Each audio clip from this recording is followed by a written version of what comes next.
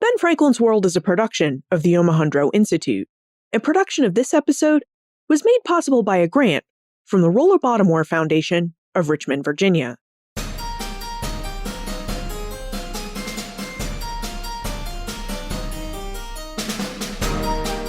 Hello, and welcome to episode 287 of Ben Franklin's World, the podcast dedicated to helping you learn more about how the people and events of our early American past have shaped the present-day world we live in. And I'm your host, Liz Covart.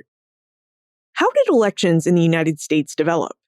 Who is American democracy for, and who gets to participate in that democracy by voting? These are the questions that we've been investigating since the start of our 4-episode series about elections in early America. And episode by episode, we've come to know a fair bit about how elections in the United States developed. In our first episode, episode 284, Holly White helped us see that British North Americans' thinking about democracy and the ways they held elections came directly from the thoughts and traditions of early modern England. In our second episode, we discovered what the Articles of Confederation and the Constitution of 1787 had to say about elections, and how early Americans took what those constitutions had to say to hold the first federal elections in the United States. And throughout our second and third episodes, we've investigated who early American democracy was for, and a bit about how that definition has changed over time. Now, all of this information brings us to our fourth and final episode in this series. What does the Constitution have to say about electing the president? And how is the President of the United States actually elected? This is where Joseph Edelman comes in. Joe is an assistant professor of history at Framingham State University in Massachusetts. He's also the assistant editor of digital initiatives at the Omohundro Institute. Joe is a historian of media, communication, and politics in the Atlantic world. And you may remember our conversation with Joe in episode 243, when he shared details of his book, Revolutionary Networks: The Business and Politics of Printing the News, 1763 to 1789. Joe will be our guest and guide in this episode as he helps us explore presidential elections and the Electoral College in early America. But first, just a reminder that Holly, Joe, and I have prepared a list of companion readings, exhibits, and digital resources to help you take your interest in early American elections further. You'll find these resources in the Omohundro Institute's brand new OI Reader. Now a web-based app, the OI Reader offers digital editions of the William and Mary Quarterly, the leading journal of early American history since 1943, and an open WMQ section, where we'll be posting additional digital resources for some of our podcast episodes and series just like this one. To access these resources, visit benfranklinsworld.com/OI Reader. That's benfranklinsworld.com/OI Reader. Okay, are you ready to dive into the fascinating history of presidential elections and the Electoral College? Here's Joe Edelman to take it away.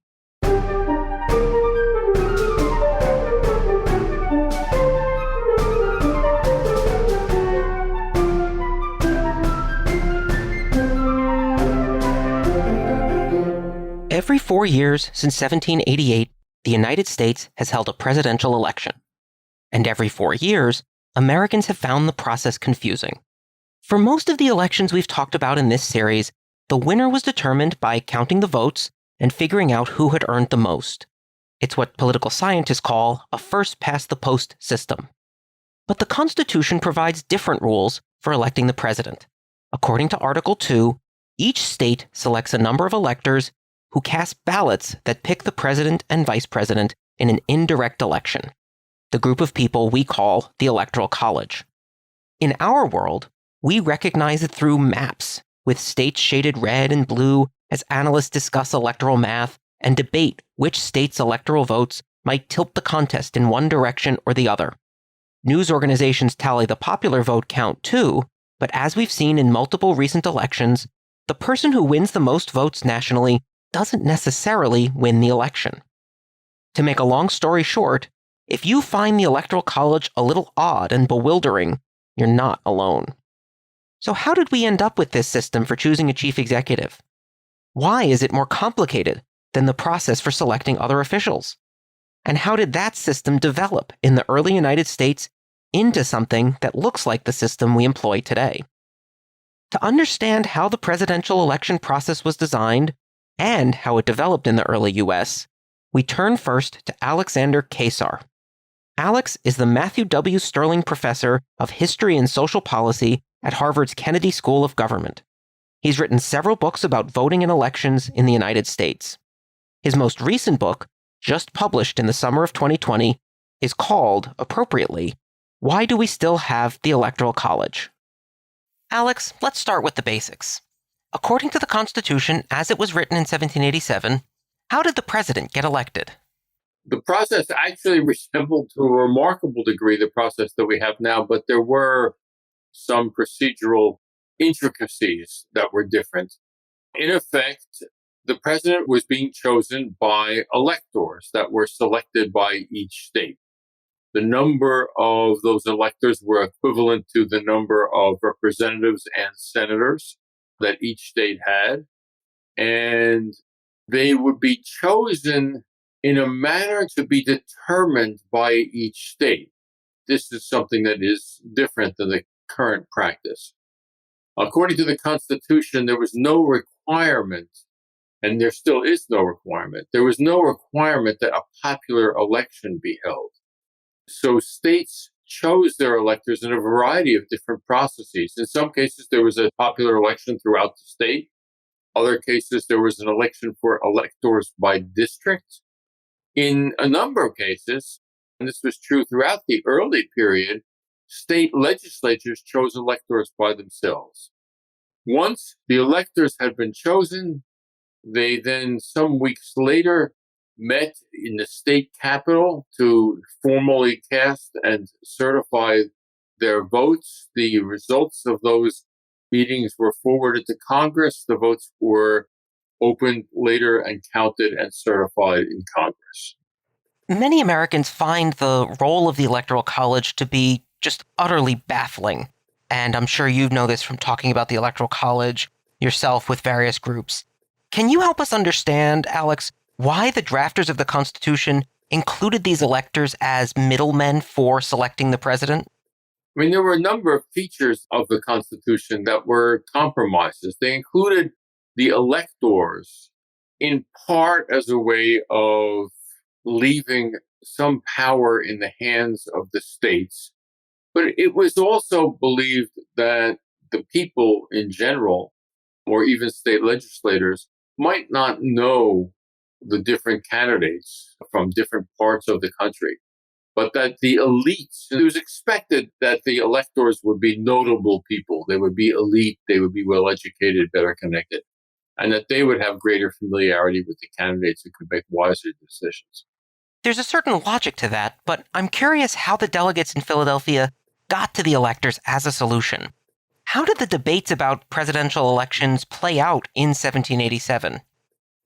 I think one thing that we have to recognize about the creation of the institution we now call the Electoral College is that it emerged from a constitutional convention in 1787, during which it became apparent that there was a lot of uncertainty about how to choose a chief executive. It was not obvious to anyone how this should be done.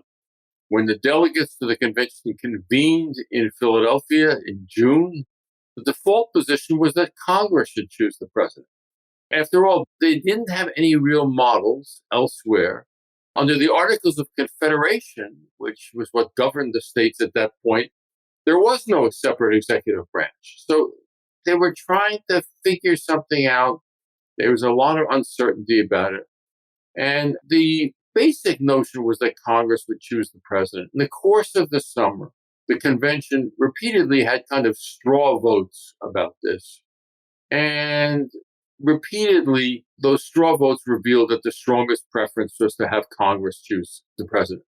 But each time, in the aftermath of it, it's clear, reading a little bit between the lines of the convention records, that that was a very unsatisfying solution, that the whole idea of separation of powers would be jeopardized if Congress chose the president. So they kept coming back to it. They kept circling back to it. They introduced other ideas. They actually talked about having a national popular vote.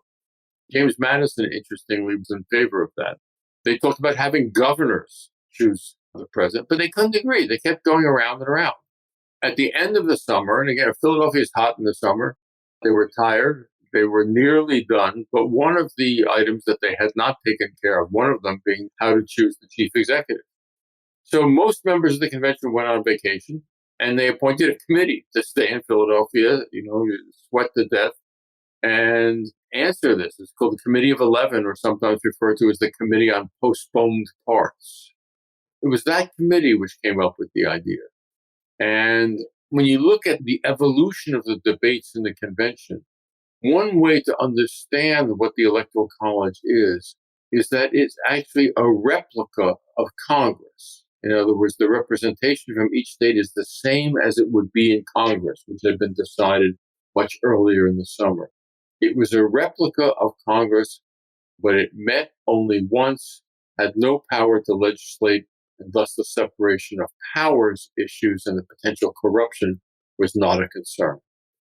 I'm glad you brought up compromises, because in popular discussion about the Electoral College today, commentators often point to the 3/5 compromise to suggest that the electoral system was designed as part of a scheme to protect the institution of slavery through the voting power of especially southern states.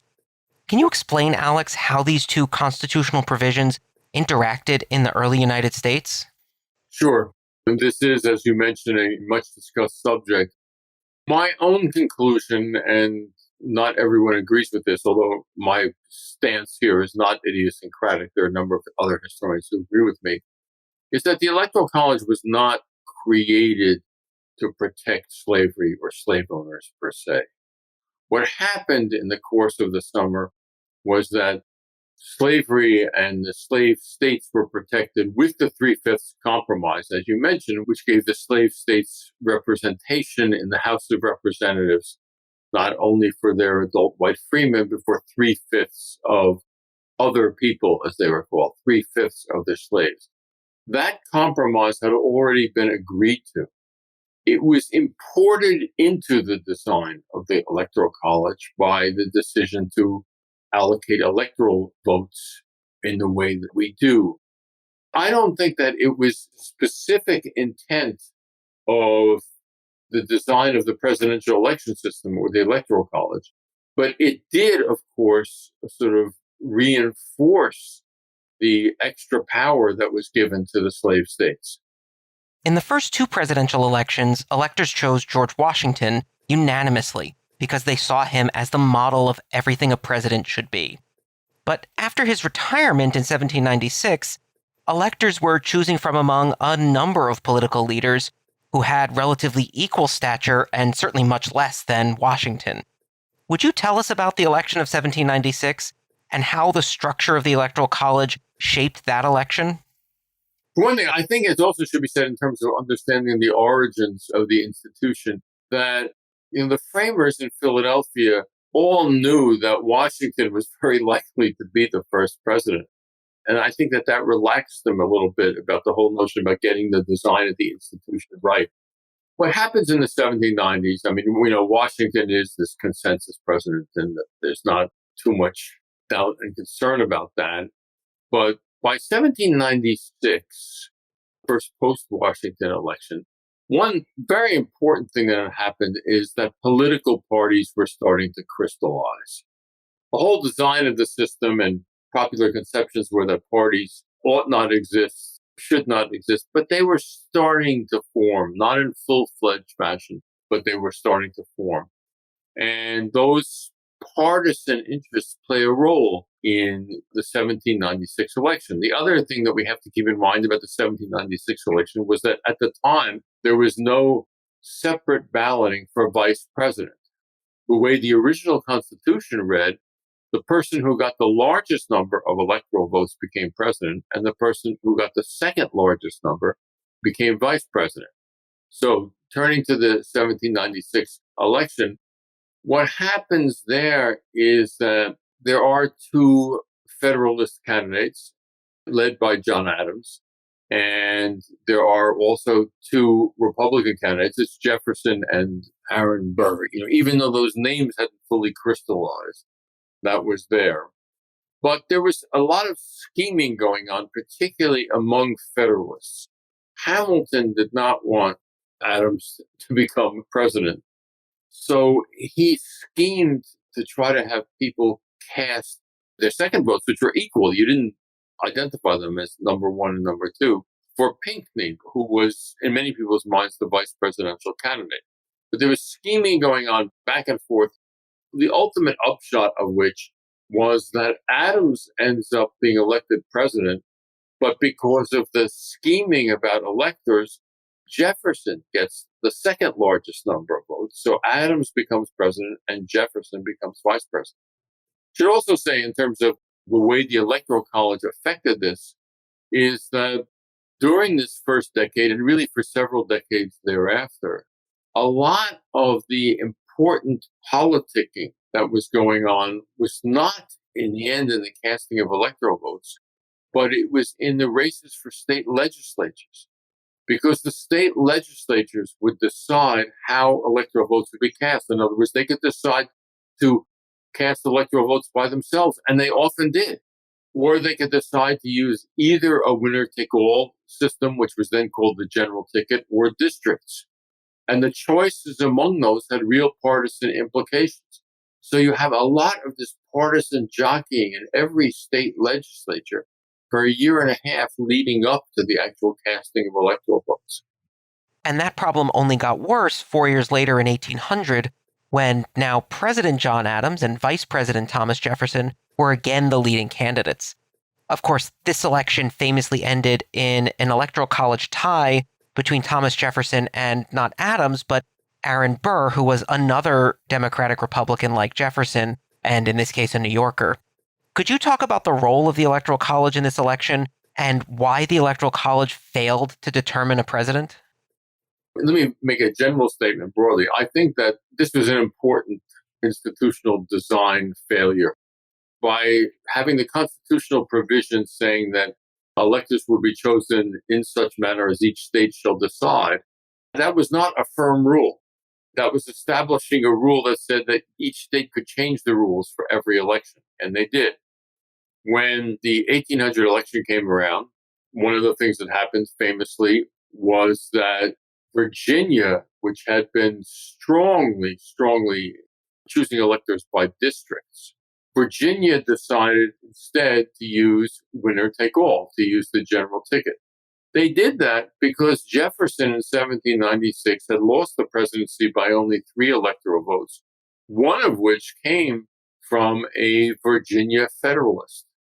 To avoid a repeat of that, Virginia switched to a winner-take-all or general ticket system, which produced enormous conflict within Virginia, enormous outcries. John Marshall, gone on to become the notable Supreme Court, was so enraged by this that he determined never to vote again in a presidential election as long as Virginia used the general ticket. But in response to Virginia's action, then Massachusetts, the home of John Adams, did essentially the same thing. They had also been using a district system, and they switched to having the legislature choose. So the Electoral College, or the outline of this institution, plays a very big role in the lead up to the election. In fact, I don't remember the precise number, but I think in 1800, only 6 out of 15 or 16 states actually held popular elections. In the majority of states, the legislatures decided.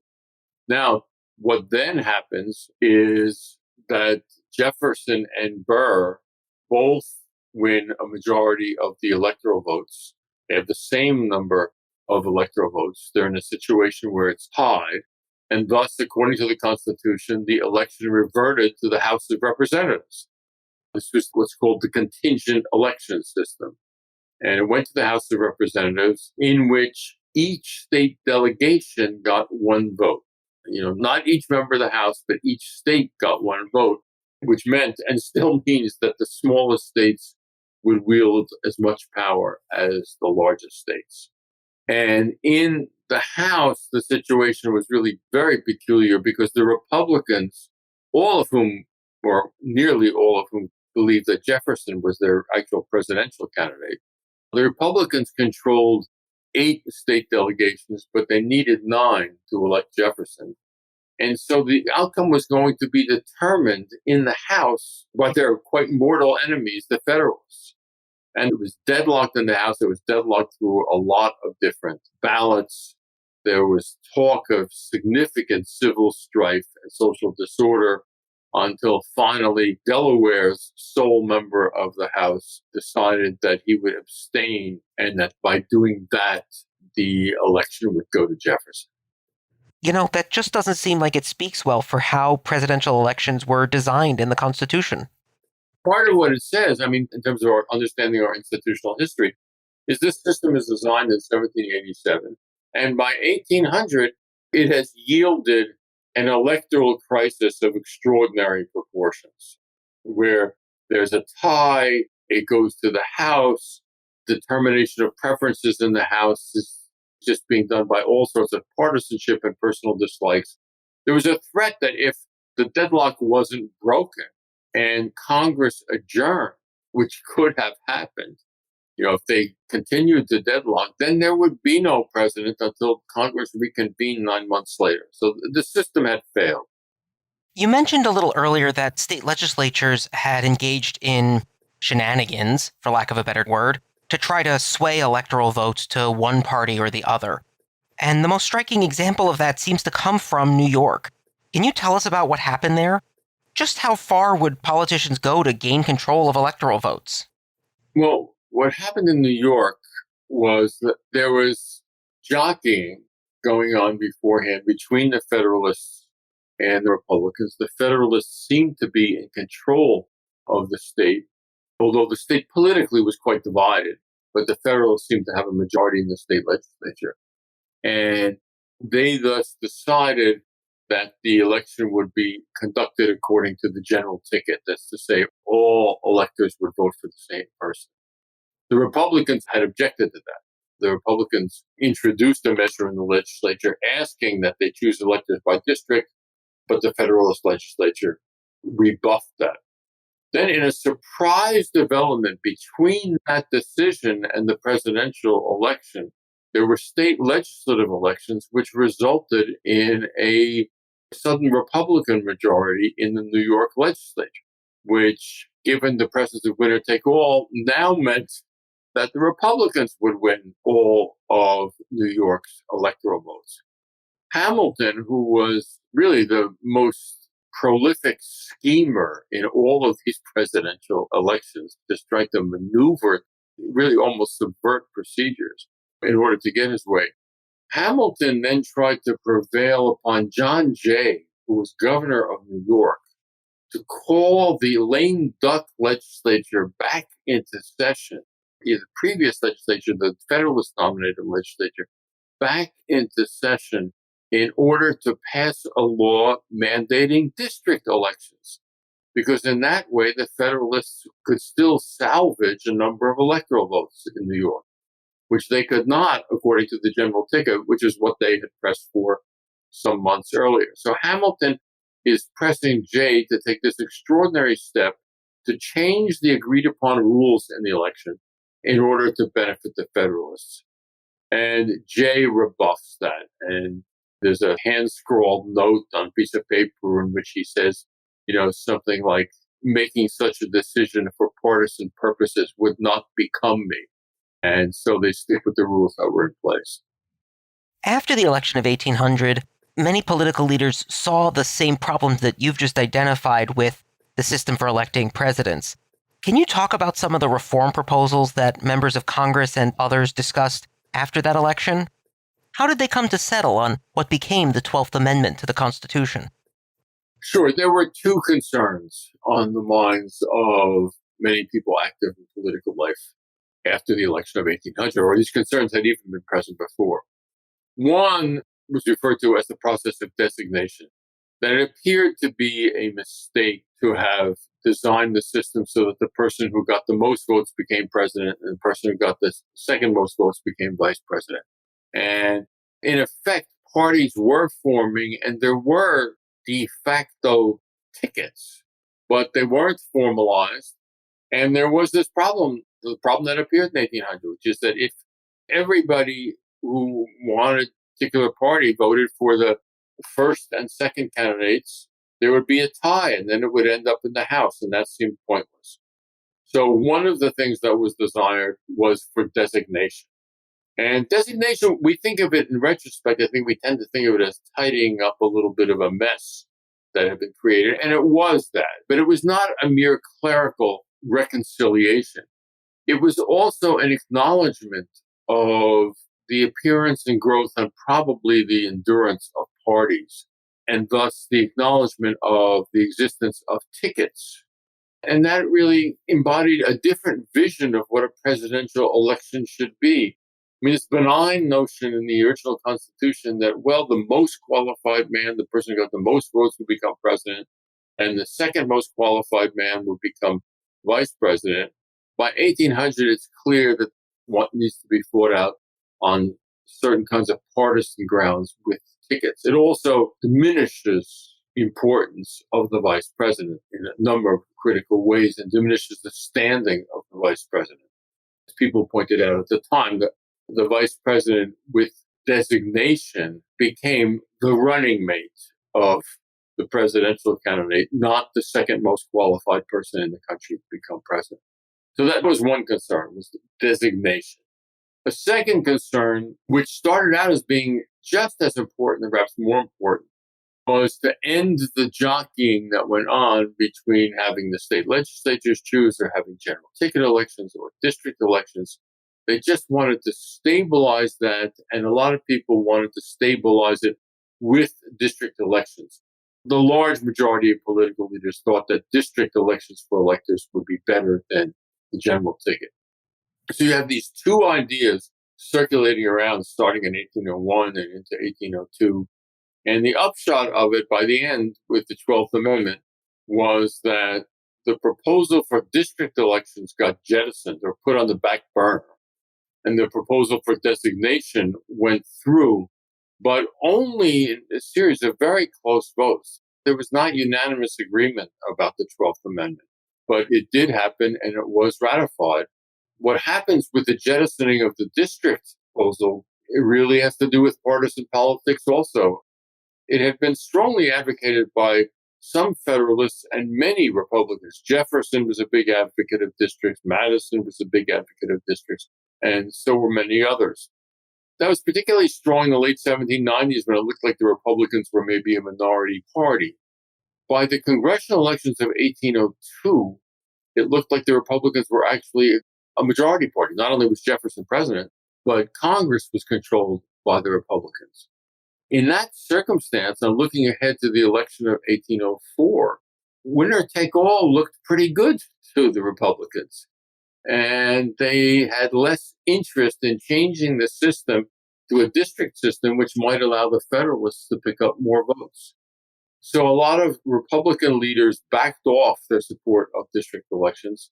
And there was a lot of talk about, well, after we get the 12th Amendment, we'll pick this up again in the next session of Congress, but it did not happen.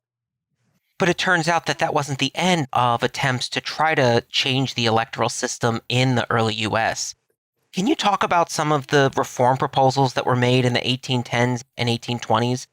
How would they have affected the system for electing the president, and why did they never achieve sufficient support to become part of the Constitution?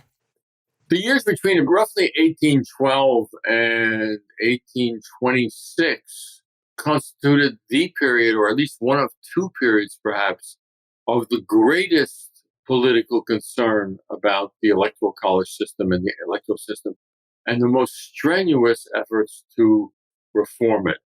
There were incidents in 1812, for example, where state legislatures once again changed the system of voting sort of at the last minute for partisan reasons. In one instance, I think it was New Jersey, even canceling a scheduled election and giving it to the state legislature. The system was really an outrage. The rules were changing all the time.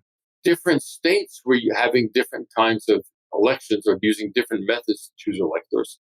And they were changing from one election to the next. There was neither uniformity nor stability in the electoral system. So what first emerges is a set of proposals simply to mandate through the Constitution that everybody had to use district elections. a constitutional amendment mandating that was approved by the Senate 4 times in this period. And on one of those occasions, it came within a very few votes of winning in the House of Representatives.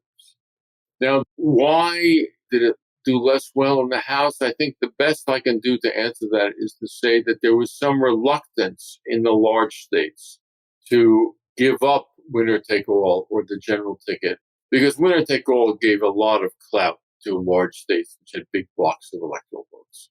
But still, the reform passed.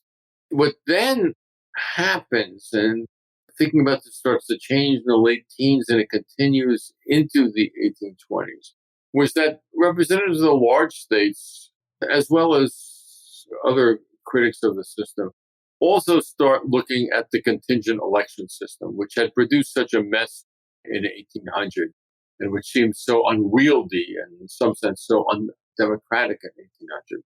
But it also greatly advantaged the small states. So what congressional leaders tried to put together, and actually and Madison from outside endorsed this, was to put together a package which would combine mandatory district elections and a revamping of the contingent election system so that it would not be the case that it would be decided in the House with each state delegation getting one vote. There were a lot of different proposals about the contingent election system. The most common one was to have the entire Congress decide or to have the House decide, but with each representative getting one vote.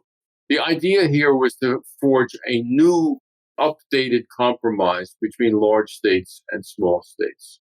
And making a deal like that seemed all the more pressing because of the election of 1824, where once again the election went to the House, and the way in which the House dealt with it ended up drawing a great deal of criticism for political corruption of various sorts.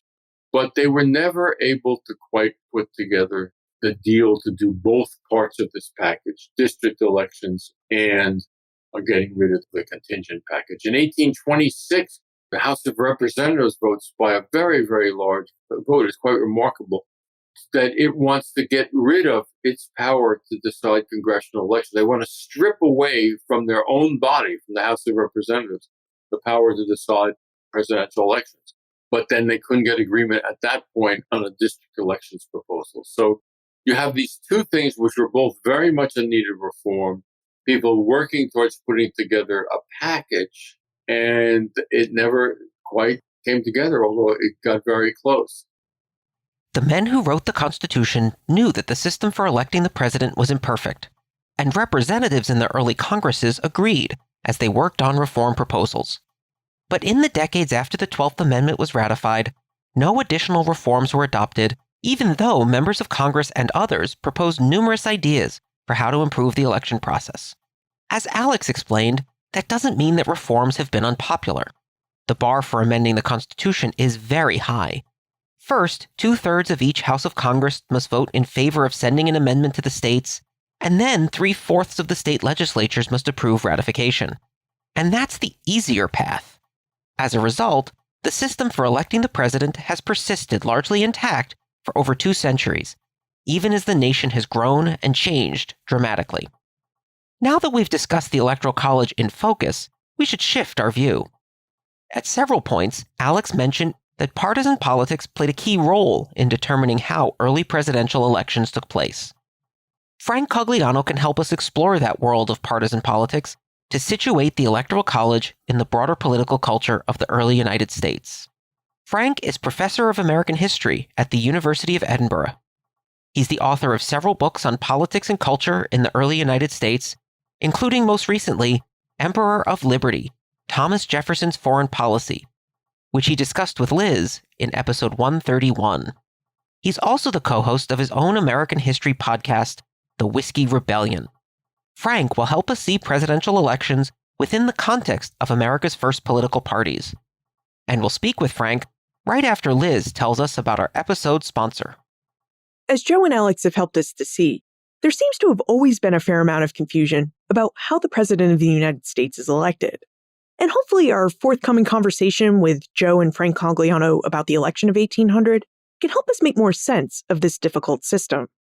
Now, as you know from our many conversations on this podcast, most of what historians know about our institutions, like the Electoral College, and how they've developed over time, comes from their research in historical records. Conducting historical research is a painstaking process. It's a multi-year process that includes searching out historical sources, interpreting those sources, and then taking what you found to make a case for why we should view the past a certain way. Likewise, each episode of Ben Franklin's World is a result of a painstaking process. Each minute you hear on this podcast is a result of 1 hour of the audio team's labor. Now, the Omohundro Institute and I are committed to putting in this work because we want you to have access to well-researched history and information about the early American past. But this commitment takes resources, and we could really use your help. This is why I'm asking you to support our work by joining the Ben Franklin's World subscription program. Your subscription of $5.99 per month or $60 per year will help us continue to produce the high-quality episodes that you've come to love. Episodes that skip hyperbole and provide solid historical research on complex issues. Plus, you'll also be supporting a podcast that finds its way into classrooms and study guides, lunchtime learning sessions, and extended dinner-time conversations. As a thank you for your support, you'll receive a monthly bonus episode on the last Friday of each month.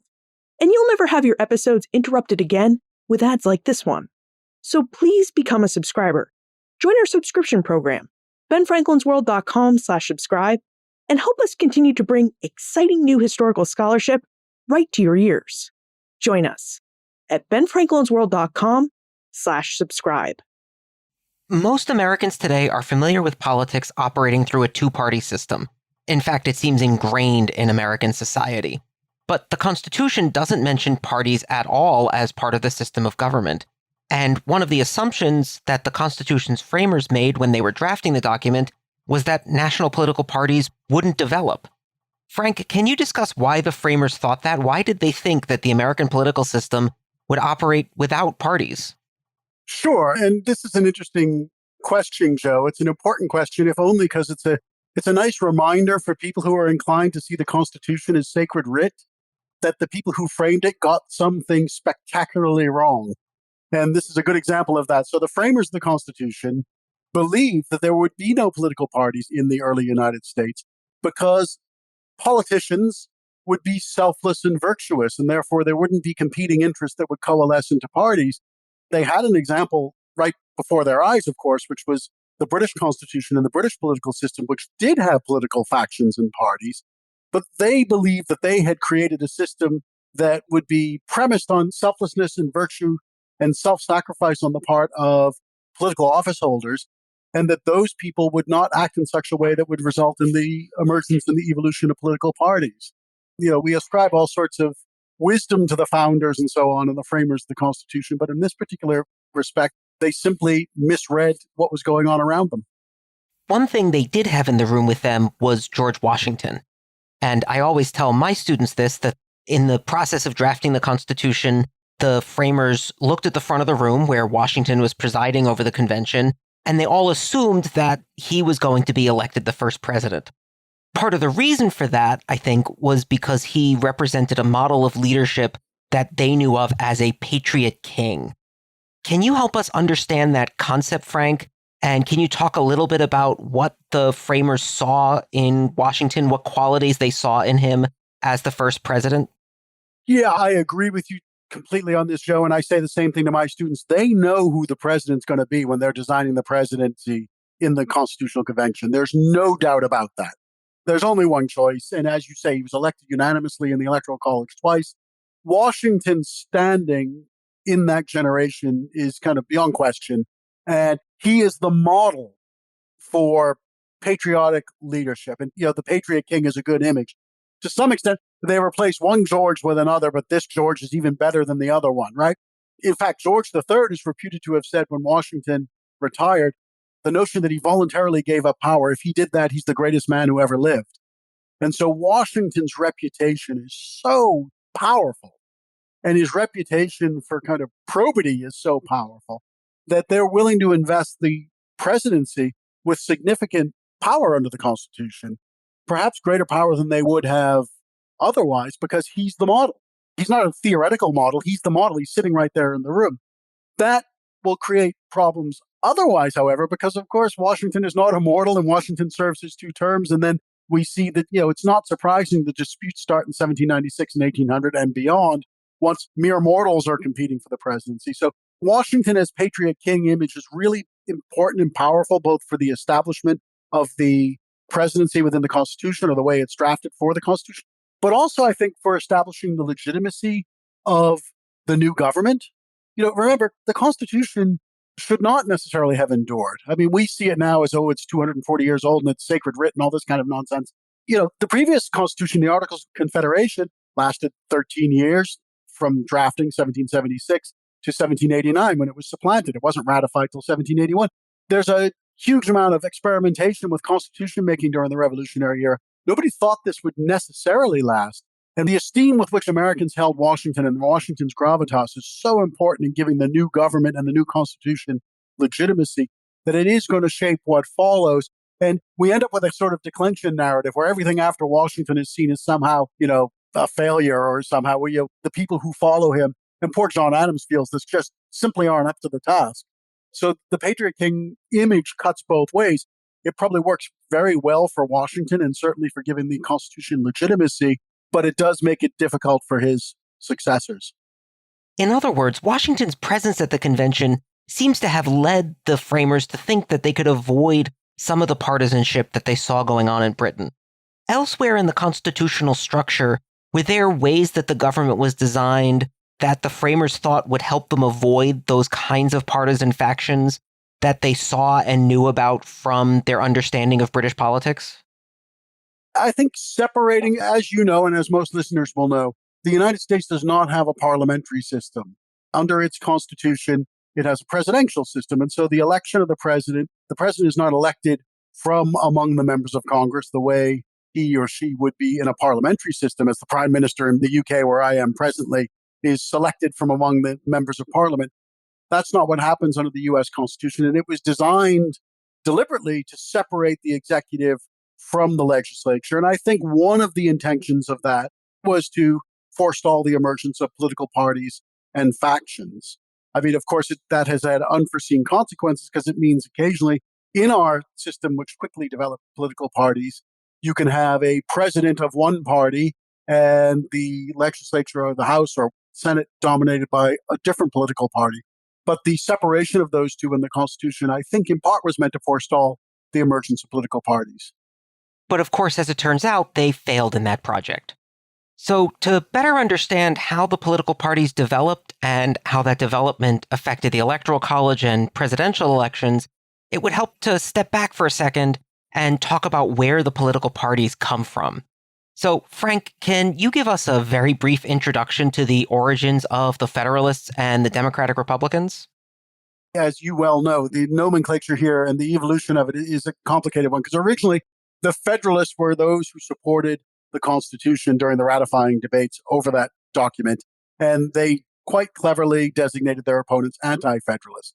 Those supporters of the Constitution will then evolve in different ways, and so some of them become what we think of as the Federalist Party, that is, the supporters of the Constitution, and others will become what we call the Republicans or Democratic Republicans or Jeffersonian Republicans. In answer to your question, however, there were two main issues which led to the divisions that led to the evolution of these partisan groupings. There was basically domestic politics, fiscal policy in particular, the Hamiltonian fiscal program proposed by Alexander Hamilton as the Secretary of the Treasury under George Washington, and questions around foreign policy, particularly the French Revolution. And what we see is in the early 1790s, the supporters of the Hamiltonian fiscal policy were also those who opposed the French Revolution and wanted the United States to have a foreign policy that was more closely oriented, both in terms of security, but also trade towards Britain, whereas the opponents of the Hamiltonian fiscal program tended to support and be sympathetic to the French Revolution and its advocates and wanted the United States to have a foreign policy which was more closely aligned toward and sympathetic towards revolutionary France. And so these twin issues of kind of questions of political economy at home and the French Revolution abroad lead to the emergence quite quickly of, we should really call them factions rather than parties. One of the problems with using the language of party, as you well know, is it kind of connotes modern political parties. And we're not really talking about modern political parties yet, but we use the word party because that seems useful, but it also distorts slightly. These are more kind of groupings at this point. Because remember, both sides believe that political parties are wrong. They both believe that political parties are a sign of sickness in the body politic. So this leads them to a situation where they don't accept the notion of a sort of loyal opposition that you get, for example, here in the United Kingdom, but rather our opponents must be, they're subverting the republic because we're right, because there's no understanding of or acceptance of political parties. So these are kind of factions, these are groupings which tend to see politics in a rather Manichaean fashion, and they don't allow for honest disagreements on these issues. While he was president, George Washington at least nominally tried to stay above the fray of partisan politics. But once he retired, presidential elections took on a partisan cast. Can you describe how the election of 1796 played out with political parties and factions as they vied for the presidency through the Electoral College? You're absolutely right. These partisan divisions become much more open and they manifest themselves in a much more aggressive and virulent way during the election of 1796, because that's the first openly contested presidential election, which pits John Adams, the Federalist vice president, against Thomas Jefferson, who, along with James Madison, is one of the leaders of the so-called Democratic Republicans. Jefferson had lately been in Washington's cabinet as Secretary of State. And so we have this really important election in 1796 pitting these two kind of giant figures from the Revolution and previously quite close friends against each other. Jeff Pasley, of course, has written a very, very good book, a great book on the election of 1796. And it's quite a bitter election because Americans are trying to figure out how to do partisan politics in a climate and in a culture where partisan politics aren't supposed to prevail. And it's the first time that we have a truly contested election. We do not yet have mass politics, though. So I think it's only in 7 states that there's popular voting of any kind in the election of 1796. But this is the first time we see a contested election, and a contested election which plays out in the Electoral College. And that election produced something that we in the 21st century would consider pretty bizarre, with Adams and Jefferson, who were partisan rivals, becoming president and vice president. Because, as Alex Kasar noted a little earlier, electors did not designate their votes for president or vice president. They simply cast 2 ballots, and whoever became in first became president, whoever came in second became vice president. So how did the executive branch function, Frank, or did it function during the Adams administration with these 2 partisan rivals at the head? Well, this was it was a problem. But again, it arises, going back to your very first question, in a culture where there's not supposed to be partisanship, that kind of arrangement makes sense, because if the individuals running for president are supposed to be selfless, virtuous gentlemen who are sacrificing their self-interest to the good of the republic, then of course they should serve together. But it doesn't make sense in a partisan context. So in answer to your question as to how the Adams administration functioned, it didn't function very well for a number of reasons. First of all, Adams retained a lot of George Washington's cabinet, and those people weren't terribly loyal to John Adams. Secondly, as you noted, the vice president, Thomas Jefferson, was not loyal to John Adams at all in political terms. They had had a personal relationship before, but that was put under a great strain at this point. And Jefferson, again, along with Madison, is effectively leading the opposition to the Adams administration during the Adams administration. And again, this strikes us as incredibly disloyal today, but we have to cast our minds back to a time when partisan loyalties, were evolving. They were embryonic at this point. So what appears to us to be incredible disloyalty on the part of Jefferson looks to Jefferson like, well, he's just following his principles. 4 years later, of course, Adams and Jefferson face off again, along with a number of other candidates. And at this point, the 2 factions have begun designating informally candidates for president or vice president, but that informal system fails in 1800, and we end up with the first disputed presidential election in U.S. history. Frank, what happened? Oh, that's simple. I mean, on one hand, it's a bit like, the last Avengers movie. So it's the sequel to the one that came immediately before it. It's meant to wrap it all up, and it doesn't do it very well. what happened in 1800. It's very, very confusing. And I'm glad, Joe, that you mentioned that lots of people were running, because we tend, and I just did it a minute ago, we say, okay, Adams ran against Jefferson in 1796, and that's true, but there were other candidates as well. And so there were always local favorites. And so there were multiple candidates in these early elections because there wasn't a kind of nominating process of the kind we have today. And in 1800, what we get is Adams and Jefferson are acknowledged as the, if you will, the leaders of the ticket, of the top of the ticket for their respective parties. And again, I'm using parties advisedly. But it's not that simple. One of the most important people running in 1800 is Aaron Burr from New York. And Burr is running with Jefferson. However, he's a very ambitious man himself.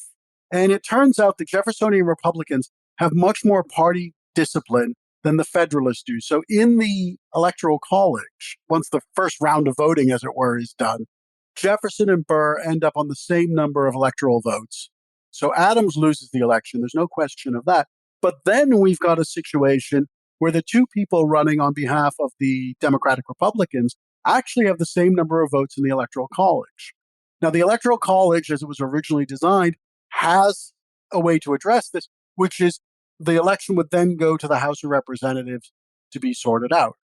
Where things get complicated, it's the outgoing House of Representatives that would determine the outcome of the election in 1800. That House of Representatives was dominated by grumpy Federalists who had lost their elections, lost their seats, and were about to go off into retirement. And so you get the outgoing House of Representatives that sits in February of 1800 and has to choose who the president will be. And they have to choose between Burr and Jefferson. Now, everybody knew that Jefferson was really the top of the ticket. Aaron Burr was uncharacteristically quiet, and he let people say, people who didn't like Jefferson, he basically let a little momentum build for the possibility, at least, of him being elected president rather than Jefferson. And so we end up with this bizarre electoral deadlock in the winter of 1800, 1801, that's not resolved until February of 1801. If I can just take a step back and say there's some really interesting things that happened during that period. Again, candidates didn't campaign in 1800 or 1796. People did it on their behalf. And so because politicians, again, were meant to be selfless and virtuous, they couldn't be seen to be ambitious, although Burr was a bit more open about his ambitions than Jefferson. However, they did take some actions. And so Jefferson, in January of 1801, visits Martha Washington at Mount Vernon. And he does so with the stated intention of paying his respects to Martha Washington and acknowledging the death of George Washington. George Washington had died in December of 1799, 13 months before. Martha Washington smelled a rat and recognized that Jefferson was there basically to get the posthumous imprimatur of George Washington because the Federalist-dominated House of Representatives was about to meet and choose the president. She is reputed to have said the two worst days of her life were the day George Washington died and the day that Thomas Jefferson came to visit her at Mount Vernon. So she wasn't fooled by Jefferson. And so there's politicking going on, but it's not politics as we know it. So we go forward a few weeks till the middle of February, and the House of Representatives, again, the outgoing Federalist-dominated House of Representatives, has to choose between Jefferson and Burr. And it's only on the 36th ballot that the House of Representatives finally comes around and chooses Jefferson as the president and Aaron Burr as the vice president. Now, you asked me a few minutes ago how relations were between Adams and Jefferson when Jefferson had to serve as Adams's vice president. They were difficult. You can only imagine what it was like between Jefferson and Burr, because Burr, if he hadn't quite made a play for the presidency, he hadn't obstructed such a play. And, their relationship was never the same again. And theirs was not a very productive relationship. You got to read Joanne Freeman on this, really. She's the one who really has deconstructed this the best, I think. Speaking of Aaron Burr, over the past 5 years, thanks to Lin-Manuel Miranda, lots of people have thought about, wondered about Alexander Hamilton's role in the election of 1800, and especially his role in what happens in the House of Representatives when the election is pushed there. So, historically speaking, did Hamilton play a role in the House of Representatives? Was he able to influence the decision-making of his fellow Federalists? Yes and no. Hamilton plays a prominent role in the election of 1800, but it's mainly to torpedo John Adams's candidacy, because Hamilton famously writes a pamphlet which excoriates John Adams in the run-up to the election in 1800. And so Hamilton really does a job on Adams's candidacy because Hamilton and Adams didn't get along. With regard to Hamilton's role in solving the contested election, that's less clear. I mean, Hamilton seems to have tried to be a little bit mischievous and suggested to some Federalist members of Congress that they might support Burr. It's not clear that they actually did, though. Again, Joanne Freeman is the best source for a lot of this stuff, and Joanne has written sort of really wonderful essay, very short essay on the election of 1800 in the Blackwell Companion to Jefferson that I had the privilege of editing a few years ago. And in that, she suggests, Hamilton wasn't all that effective because he wasn't all that popular. And so his attempts to influence the election by influencing Federalist congressmen, weren't terribly effective. So I think that Hamilton plays a prominent role in the election of 1800, but that's mainly in the earlier stages to undermine John Adams and less so in resolving the crisis, notwithstanding the version one gets from Lin-Manuel Miranda. 4 years after the 1800 election, Congress passed and the states ratified the 12th Amendment, which addressed this very problem of the second-place finisher becoming the vice president, and replaced it with a system where there were separate elections for president and vice president through the Electoral College. As we know, amendments to the Constitution have been very rare. Before the 12th Amendment, there was the Bill of Rights, and then the 11th Amendment in the 1790s, and then after the 12th Amendment, there were no more amendments until over 60 years later after the end of the Civil War. Why do you think, Frank, this particular moment created conditions for Congress and the states to actually get an amendment through? I think because people recognized that the system as it was designed wasn't working. And it goes back to the beginning of this conversation, Joe. The belief that people would selflessly serve and there wouldn't be partisan differences by 1804, that's clearly a nonsense. And they've acknowledged that it hasn't worked. Adams was a successful vice president to Washington, but anybody would have served Washington as vice president because there was no doubt about who had the authority in that relationship. But, the problematic relationship between Jefferson and Adams as a result of the election of 1796 revealed that this was a dubious way of operating. And that was brought out into the open with the kind of, I won't say fiasco, because the system worked in 1800 as it was designed to work, but it wasn't a satisfying outcome, certainly. And I think it's an acknowledgement that partisanship existed and that pairs would run together, as it were. There would be what we now think of as tickets, and that would be the way to operate. And to avoid the kind of confusion that happened in 1800, there were threats, and historians debate how real these threats were, to call out militias in both Virginia and Pennsylvania during the prolonged election controversy in 1800, 1801. And there was a worry that the Constitution could fail if this wasn't rectified. And so I think it's an acknowledgement that partisanship existed, and it's a recognition that the Electoral College as originally designed under the Constitution wasn't working, and they're seeking to kind of rectify that anomaly. Since the 12th Amendment was ratified in 1804, there have been very few changes to the constitutional process for electing the president. The 22nd Amendment was ratified in 1951, and that limited an individual to 2 presidential terms. Then in 1961, the 23rd Amendment granted 3 electoral votes to the District of Columbia. Other than that, we're still electing presidents under the same system that has been in place for over 200 years. What has shifted is the method for choosing electors. As Alex explained, only a few states actually held popular elections in 1800, but by the 1830s, nearly every state did, and that's how each state selects its electors today. It took time for various states to settle on one preferred method. Both Alex and Frank talked about examples from early presidential elections when politicians tried to use the ambiguity of the Constitution's language to mess with their state's process for selecting electors to benefit their preferred candidate. That meant that states such as New York, Virginia, and Massachusetts could use a different method for choosing electors every 4 years, depending on which party controlled the state legislature. And though nearly all states use the same method now, the language in the Constitution still leaves it to the legislatures to decide how to run the election within their states. Now, there's one last issue I need to mention, as if things weren't already confusing enough.